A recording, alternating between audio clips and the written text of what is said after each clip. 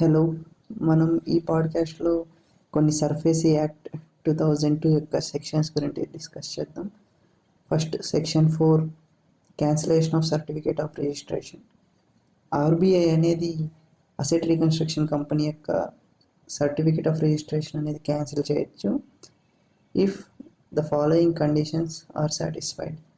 First వచ్చేసి ceases to receive or hold any investment from QIBs నుంచి ఏం investments రావట్లేదు, సెక్యూరిటీ రిసిప్ట్స్ ఇష్యూ చేసినా కూడా. అటువంటి సమయంలో ఈ ఆర్బీఐ సర్టిఫికేట్ని క్యాన్సిల్ చేయొచ్చు. And second point, ceases to carry asset reconstruction business. బయటకేమో అసెట్ రీకన్స్ట్రక్షన్ బిజినెస్ అని ఉంది, కానీ లోపలికి వెళ్ళి చూస్తే అక్కడ ఏదో వేరే బిజినెస్ నడుపుతున్నాడు.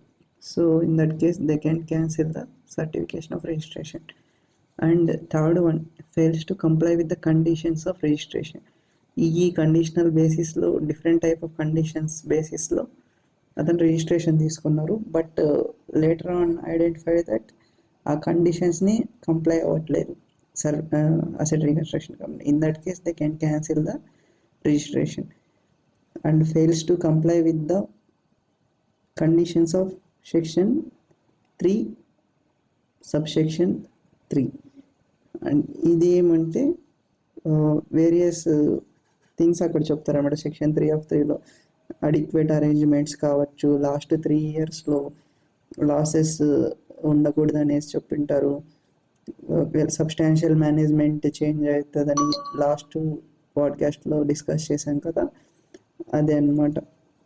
అవి ఫెయిల్ అయినా వాళ్ళు సర్టిఫికేట్ ఆఫ్ రిజిస్ట్రేషన్ని రివోక్ చేస్తారు.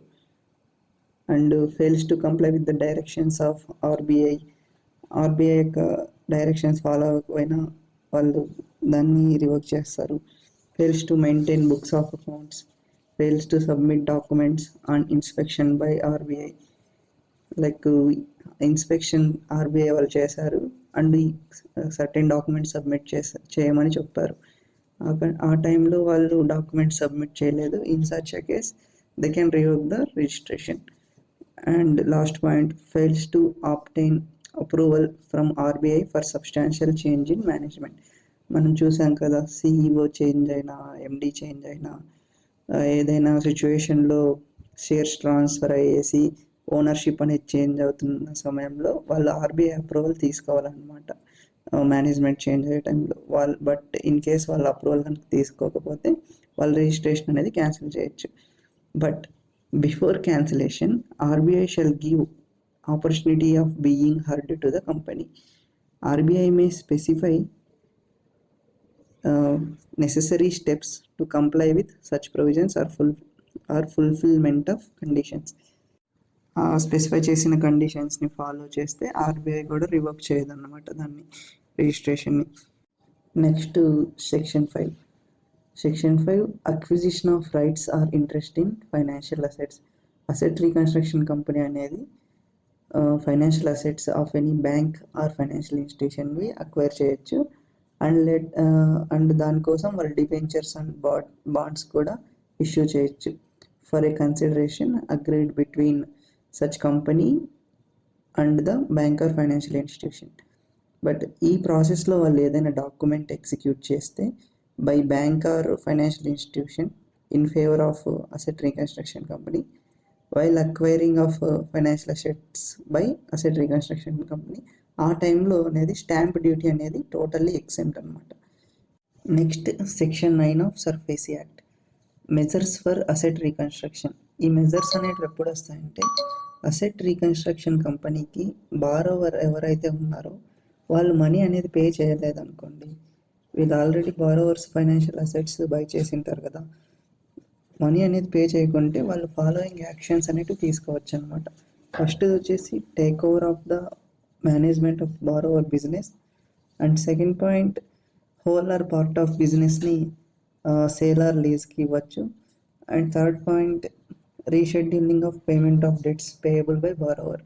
అంటే ఇన్ దిస్ కేస్ వీళ్ళు ఏం చేయొచ్చు అంటే, ఒక డ్యూ డేట్ అయిపోయింది బట్ బారోవర్ పే చేస్తా అంటున్నాడు, but his credit score is good, then in such a case they can negotiate the period అనమాట. లైక్ ఇంకో 6 monthsలో పే చేస్తా, అలా రీషెడ్యూల్ చేయొచ్చు ఎవరు, asset reconstruction company. Next, enforcement of security of interest in accordance with the provisions of the act. ఈ enforcement అనేది లేటర్ పాయింట్లో వస్తుంది, అప్పుడు డిస్కస్ చేద్దాం. And settlement of dues payable by borrower. Okay, వేరే దానికి అడ్జస్ట్ చేసుకోవచ్చు పేయబుల్ బై బారోవర్స్ ఏదైనా ఉంటే. And taking possession of secured asset in accordance with the provisions of the act, అది కూడా నెక్స్ట్ పాయింట్స్లో నెక్స్ట్ సెక్షన్స్లో కవర్ అవుతుంది. Conversion of any portion of debt into shares of borrower company. నాకు for example ఒక 5 lakhs అనేది borrower company pay చేయాలి, but borrower company business బాగానే ఉంది. Currently ఆ ఈచ్ షేర్ వాల్యూ 500 రూపీస్ అనుకోండి. నేను ఆ కంపెనీ యొక్క షేర్స్ని అక్వైర్ చేసుకోవచ్చు, ఒక 1000 shares. And conversion into shares shall be deemed always to be valid అని సెక్షన్ చెప్తుంది మనకు.